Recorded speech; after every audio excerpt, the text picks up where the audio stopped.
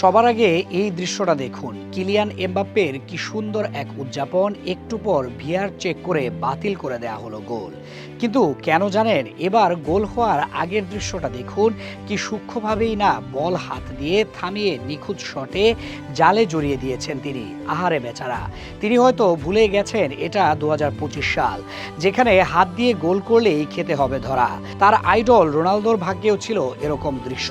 হাত দিয়ে গোল করতে গিয়ে তিনি নিজেও ধরা খেয়েছেন কয়েকবার।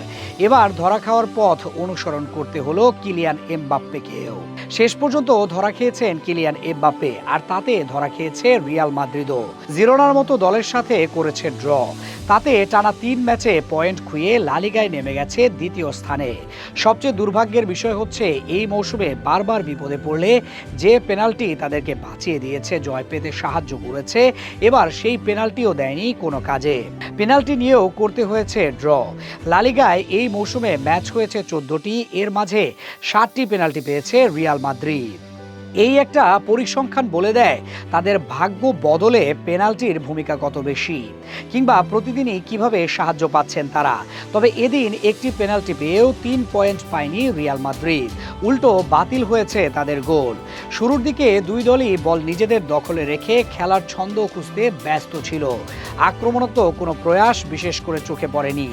26 মিনিটে প্রথমবারের মতো গোলমুখে হুমকি তৈরি করে জিরোনা। বক্সের বাইরে থেকে ভিক্টর শক্তিশালী শট নিলে কোর্সে দাঁড়িয়ে তা নিরাপদে ফিরিয়ে দেন থিবো কর্তোয়া। 38তম মিনিটে ম্যাচে প্রথম উল্লেখযোগ্য সুযোগ আসে রিয়াল মাদ্রিদের। কর্নার থেকে কাছাকাছি অবস্থান থেকে এদের মিলিতাওয়ের হেড দারুণভাবে রক্ষা করেন জিরোনার গোলরক্ষক। পরের মিনিটে গোল উদযাপনে মেতে উঠতে যাচ্ছিলেন এমবাপ্পে। বক্সের ভেতর ঠেলাঠেলির মাঝে পাওয়া সুযোগে তিনি জালে বল পাঠান। তবে ভিডিও রিভিউ দেখা যায় বলটি গোলের আগে তার হাত ছুঁয়ে গেছে, ফলে রেফারি গোলটি বাতিল করেন। দ্বিতীয়ার্ধ শুরু হতেই বদলে যায় রিয়ালের মাঝ মাঠের সমীকরণ। 54 মিনিটে মিলিতাওয়ের মাথায় ভর করে সমতা ফিরিয়ে আনার চেষ্টা করে রিয়াল মাদ্রিদ। 6 গজ বক্সের ঠিক বাইরে থেকে তার হেড ছিল শক্তিশালী, তবে বল গড়ায় সোজা জিরোনার গোলরক্ষকের হাতে। 61 মিনিটে ভিনিসিয়াস জুনিয়র বল জালে পাঠালেও অফসাইড পতাকায় থেমে যায় রিয়ালের উদযাপন। তবে 67 মিনিটে আর আটকাতে পারেনি জিরোনা।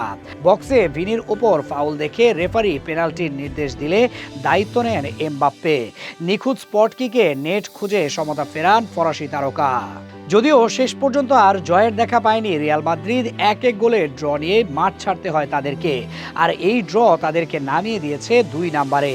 14 ম্যাচে 33 পয়েন্ট মাদ্রিদের, অন্যদিকে সমান ম্যাচে 34 পয়েন্ট বার্সেলোনার।